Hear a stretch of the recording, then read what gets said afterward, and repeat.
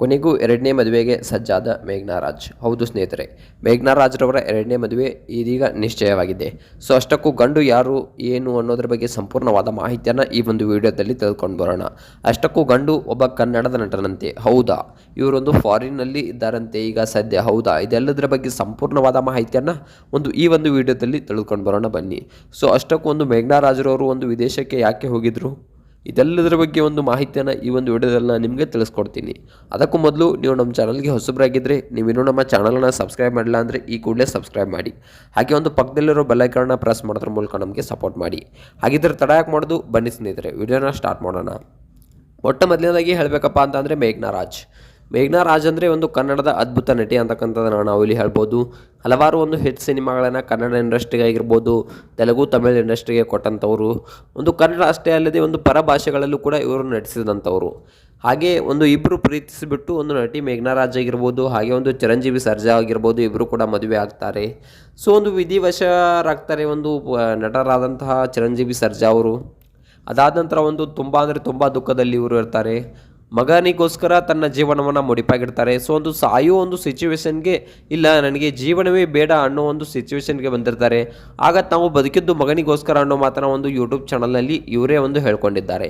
ಇಲ್ಲ, ನಾನು ಸಾಯಬೇಕು ಅಂದ್ಕೊಂಡಿದ್ದೆ, ಅಷ್ಟೊಂದು ನನಗೆ ನಿಂದನೆಗಳು ಬಂದವು ಜನರಿಂದ ಅನ್ನೋ ಮಾತನ್ನು ಮೇಘ್ನಾ ರಾಜ್ರವರು ಹೇಳಿದ್ದಾರೆ. ಆದರೆ ನಾನು ಬದುಕಿರೋದೇ ನನ್ನ ಮಗನಿಗೋಸ್ಕರ, ಅವನಿಗಾಗಿಯೇ ನಾನು ಬದುಕಬೇಕು ಅನ್ನೋ ಛಲ ನನಗೆ ಬಂದಿದ್ದು. ಸೊ ಅವ್ನು ನನ್ನ ಹೊಟ್ಟೆಯಲ್ಲಿರುವಾಗಲೇ ನನ್ನ ಮಗುವಿಗೋಸ್ಕರ ನಾನು ಬದುಕಬೇಕು ಅಂತ ಡಿಸೈಡ್ ಮಾಡಿದ್ದೆ. ಅದಾದ ನಂತರ ನನ್ನ ಮಗನಿಗೋಸ್ಕರ ಬದುಕಿಗೆ ಸ್ಟಾರ್ಟ್ ಮಾಡಿದೆ.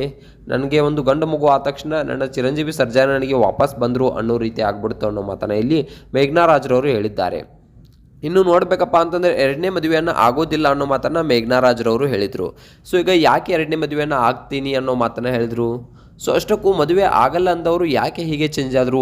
ಅವ್ರ ತಂದೆ ತಾಯಿಯವರು ತುಂಬ ಅಂದರೆ ತುಂಬಾ ಫೋರ್ಸ್ ಮಾಡಿದ್ರು ಇವರಿಗೆ, ಮದುವೆ ಆಗು ಎರಡನೇ ಮದುವೆ ಆಗು ಅಂತ. ಚಿರಂಜೀವಿ ಸರ್ಜಾ ಅವರ ಅಗಲಿಕೆಯ ಬಳಿಕ ತುಂಬ ಅಂದರೆ ತುಂಬ ಕುಸಿದಿದ್ರು.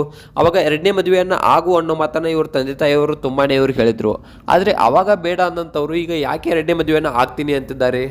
ಸೊ ಹೌದು, ಅಷ್ಟಕ್ಕೂ ಯಾಕೆ ಈ ಮದುವೆಯನ್ನು ಆಗಬೇಕು ನಾನು ಅನ್ನೋ ಮಾತನ್ನು ಅಂತ ಕೇಳ್ತಿದ್ದವರು, ನಾನು ಯಾಕೆ ಎರಡನೇ ಮದುವೆಯನ್ನು ಆಗಬೇಕು ಅನ್ನೋ ಮಾತನ್ನು ಕೇಳ್ತಿದ್ದವರು ಈಗ ಯಾಕೆ ಎರಡನೇ ಮದುವೆ ಆಗೋಕ್ಕೆ ಒಪ್ಕೊಂಡಿದ್ದಾರೆ, ಎರಡನೇ ಮದುವೆಯನ್ನು ಆಗ್ತೀನಿ ಅನ್ನೋ ಮಾತನ್ನು ಹೇಳ್ತಿದ್ದಾರೆ. ಖಂಡಿತವಾಗ್ಲೂ ಇದಕ್ಕೆ ನಿಜವಾಗ್ಲೂ ಉತ್ತರ ಏನಪ್ಪ ಅಂತಂದರೆ ಒಂಟಿತನ. ತುಂಬ ಅಂದರೆ ತುಂಬ ಒಂಟಿತನ ಇವರಿಗೆ ಕಾಡ್ತಾ ಇದ್ದಂತೆ. ಮೊದಲನೇದಾಗಿ ಹೇಳಬೇಕಪ್ಪ ಅಂತಂದರೆ ಇವರು ಯಾವಾಗಲೂ ನಾನೇ ತಂದೆ ತಾಯಿ ಎರಡು ಚಿರಂಜೀವಿ ಸರ್ಜಾ ಅವರ ಮಗನಾದಂಥ ರಾಯನ್ಗೆ ನಾನೇ ತಂದೆ ತಾಯಿ ಆಗಬೇಕು ಅಂದ್ಕೊಂಡಿದ್ದೆ. ಆದರೆ ನನ್ನ ಕೈಲಿ ಅದು ಆಗಲಿಲ್ಲ. ಯಾಕಪ್ಪ ಅಂತಂದರೆ ತಂದೆ ತಾಯಿ ಎರಡೂ ಆಗೋದು ಅಷ್ಟೊಂದು ಜವಾಬ್ದಾರಿಯನ್ನು ನನಗೆ ನಿಭಾಯಿಸೋಕೆ ಆಗ್ತಿಲ್ಲ. ಸರಿಯಾಗಿ ಒಬ್ಬ ಒಳ್ಳೆಯ ತಾಯಿ ಆಗೋಕೆ ನನಗೆ ಸಾಧ್ಯವಾಗ್ತಿಲ್ಲ. ಇನ್ನು ತಂದೆ ಎಲ್ಲಿಂದ ಆಗಲಿ? ಅದಕ್ಕಾಗಿ ಆದರೂ ಅವನು ಒಬ್ಬ ಗಂಡು ಮಗು, ಅವನಿಗೆ ಅವನದೇ ಆದ ಸೀಕ್ರೆಟ್ಸ್ಗಳಿರುತ್ತವೆ. ಅವುಗಳನ್ನಾದರೂ ಹಂಚ್ಕೊಳ್ಳೋಕ್ಕೆ ಆದರೂ ಅವನಿಗೆ ಒಬ್ಬ ತಂದೆ ಅಥವಾ ಗಂಡಿನ ಆಸರೆ ಬೇಕೇ ಬೇಕು. ಅವನಿಗಾದರೂ ಒಬ್ಬ ಫಾದರ್ ಫಿಗರ್ ಬೇಕೇ ಬೇಕು ಅನ್ನೋ ಮಾತನ್ನ ಇಲ್ಲಿ ನಟಿ ಮೇಘ್ನಾ ರಾಜ್ರವರು ಹೇಳಿದ್ದಾರೆ. ಇನ್ನು ನೋಡ್ಬೇಕಪ್ಪ ಅಂತಂದರೆ ನಮ್ಮ ಕಷ್ಟ ಸುಖಗಳನ್ನು ಹೇಳ್ಕೊಳ್ಳಿಕ್ಕಾದರೂ ಒಬ್ಬ ಗಂಡಿನ ಆಸರೆ ನಮಗೆ ಬೇಕೇ ಬೇಕು. ಯಾಕಪ್ಪ ಅಂತಂದರೆ ನಾನು ಖುಷಿಯಲ್ಲಿದ್ದಾಗ ಖುಷಿಯಾಗಿದ್ದೇನೆ ಅಂತ ಸೆಲೆಬ್ರೇಟ್ ಮಾಡ್ಕೊಳ್ಳೋಕ್ಕೆ, ಇನ್ನು ದುಃಖದಲ್ಲಿ ಇದ್ದಾಗ ಏನಾಯಿತು ಅಂತ ಕೇಳೋಕ್ಕಾದ್ರೂ ಒಬ್ಬ ಗಂಡಿರಬೇಕು ಅನ್ನೋ ಮಾತನ್ನ ಇಲ್ಲಿ ನಟಿ ಮೇಘ್ನಾ ರಾಜ್ರವರು ಹೇಳ್ತಾರೆ. ಇನ್ನು ನೋಡ್ಬೇಕಪ್ಪ ಅಂತಂದರೆ ಇವರ ಮದುವೆ ಕೂಡ ಫಿಕ್ಸ್ ಆಗಿದೆ ಅಂತ. ಇನ್ನು ಗಂಡು ಯಾರು ಅನ್ನೋದನ್ನು ನೋಡ್ಬೇಕಪ್ಪ ಅಂತಂದರೆ ಇವರ ಸಂಬಂಧಿಕರಲ್ಲಿ ಯಾರೋ ಒಬ್ಬ ಗಂಡಿದ್ದಾನೆ ಅಂತಕ್ಕಂಥ ಸುದ್ದಿಗಳು ಬರ್ತಾ ಇವೆ. ಸೊ ಅಷ್ಟಕ್ಕೂ ಗಂಡು ಕೂಡ ಫಿಕ್ಸ್ ಆಗಿದೆ ಅಂತೆ. ಆದಷ್ಟು ಬೇಗ ಅಪ್ಡೇಟನ್ನು ನಾನು ನಿಮಗೆ ಕೊಡ್ತೀನಿ.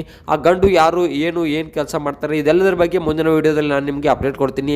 ಇನ್ನು ಚಾನಲನ್ನು ಸಬ್ಸ್ಕ್ರೈಬ್ ಮಾಡಿಲ್ಲ ಅಂದರೆ ಈ ಕೂಡಲೇ ಸಬ್ಸ್ಕ್ರೈಬ್ ಮಾಡ್ಕೊಳ್ಳಿ.